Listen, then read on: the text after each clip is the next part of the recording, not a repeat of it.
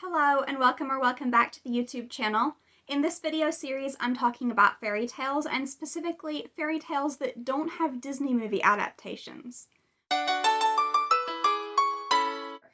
want to start off by talking about Snow White, but not that Snow White, not the one that you know of with the dwarves and the poisoned apple. This is the story of Snow White and Rose Red. They're two sisters who live in a cottage in the woods with their mother. They have very different personalities. Snow White is very quiet and reserved, and Rose Red is more lively and spirited, but they get along very well, and their mother loves them both equally. So basically one of the most healthy sibling relationships in a fairy tale. Through their adventures in the woods, they end up meeting a giant talking bear that turns out to be a prince who's been put under a curse. And then, of course, by the end of the story, the curse is broken, and one of them marries the bear, well, the prince that was a bear, and the other one marries his brother. Where the brother came from, or how he ended up with one of the sisters, don't ask me. But I really like this fairy tale because it is a more sweet and positive sibling relationship, whereas usually siblings in fairy tales don't get along very well. And it's almost always like a Cinderella and her stepsisters kind of dynamic. Another fairy tale with siblings that get along very well, and a kind of surprising ending, is The Four Skillful Brothers. This is a Grimm Brothers fairy tale about four brothers whose father sends them out into the world to learn a trade. The eldest one becomes a thief, which isn't what I would think of when I think learn a trade, but okay, I guess. And the others become an astronomer, a huntsman, and a tailor. Shortly after returning home to their father and demonstrating their skills, they learn that the king's daughter has been kidnapped and is being held captive by a dragon, which is just like such a classical fairy tale setup. And so, knowing that whoever rescues her will marry her and become her father's heir, they set out to do so. Over the course of the story, all four brothers use their unique skill set in some way to either play a part in rescuing the princess or in getting safely back home. Once they do return home, the king really doesn't know what to do because they each played an equal part in saving his daughter. So which one does he marry her off to?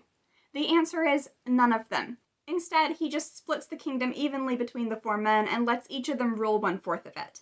I really like this story. I think it's so cool. The ways in which the four brothers' skills all have a part to play in what ends up happening with the dragon. And then also the fact that the ending is not like, okay, then you have to be rivals for the princess's hand in marriage, but like, they don't even know the princess. It's not like they're in love with her.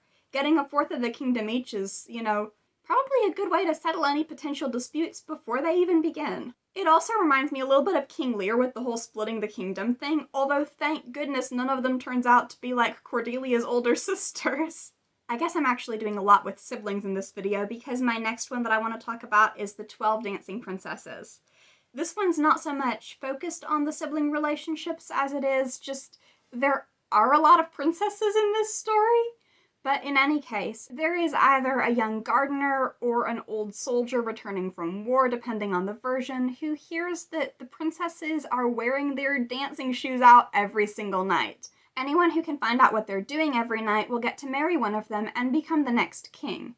But anyone who tries to find out and fails will be put to death. He decides that he is going to attempt that, and along the way he stops by the cottage of this old woman who gives him some advice. She gives him a way of making himself invisible, and she tells him not to eat or drink anything the princesses give him. This enables him to successfully spy on them, and to follow them as they go down the staircase from a hidden trapdoor in their room to this magical underground kingdom that has trees made of gold, silver, and diamonds, a vast lake, a beautiful castle filled with people dancing, and they dance the night away.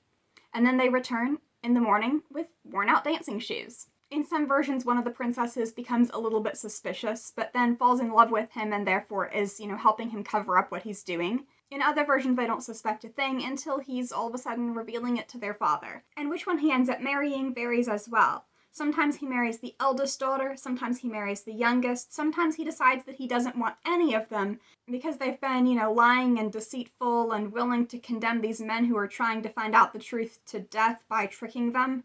It's one of those stories that gets more complex the more that you think about it, because I remember as a kid reading it from this kid's storybook that just really emphasized the beauty of the underground world and everything. I was just so swept away by that I didn't really think about the implications of what happens if he doesn't find out what's going on.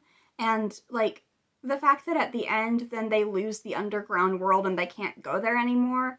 And I've read retellings where there's something wrong with that world, like they're under some kind of curse or whatever. But just the surface level of, like, why would you be willing to let people die to conceal your secret that you're dancing all night? It's a kind of interesting situation.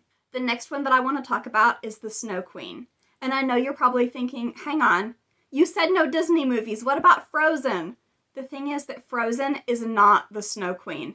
It's almost a completely different story. There is so little in common that it doesn't even count as far as I'm concerned.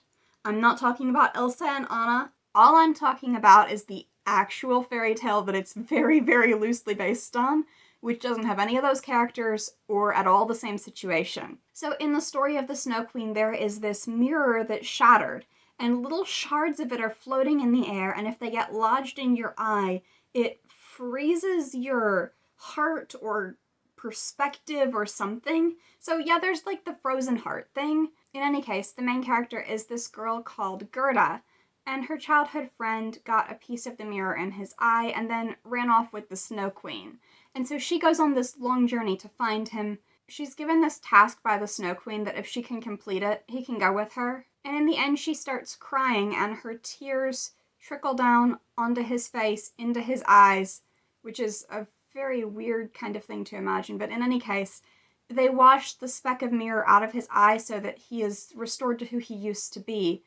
And that's how she saves him. There are certainly some parallels with Frozen, with like the power of selfless love and going on a journey to find someone who has kind of lost their way in some respect. But there's something about the original story that doesn't make it into Frozen.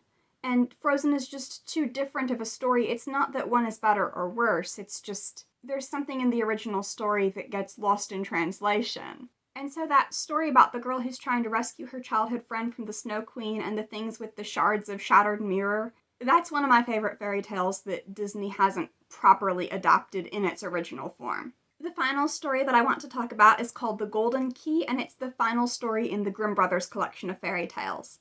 The Golden Key is the story of a young boy who's out in the woods in the snow and he's been cutting firewood, but before he goes home he wants to make a fire to keep warm. So he scrapes away the snow, intending to make a fire, but he finds a golden key and a chest. And he figures that the key must fit the lock in the chest, so he opens it up. And when he's finished doing so, we'll find out what's in the chest. And it ends there. Like, it just ends saying, hang on, I've got my copy of Grimm's Fairy Tales here. He tried it, and the key fitted it exactly. Then he turned it once round, and now we must wait until he has quite unlocked it and opened the lid, and then we shall learn what wonderful things were lying in that box. It's such a silly way to end it, because it's like, obviously this was written in the 1800s, and, it came presumably from a story that had been told long before that. Like, he must have finished opening it by now, right? But of course, it's being told in the moment, and so in the moment, he hasn't finished unlocking it yet. I love that. It's so quirky and weird. Anyway, this was the final video of a 4-part series, but I make new videos all the time. I post twice a week on Monday and Thursday, so if you liked this and you want to see more from me, be sure to subscribe.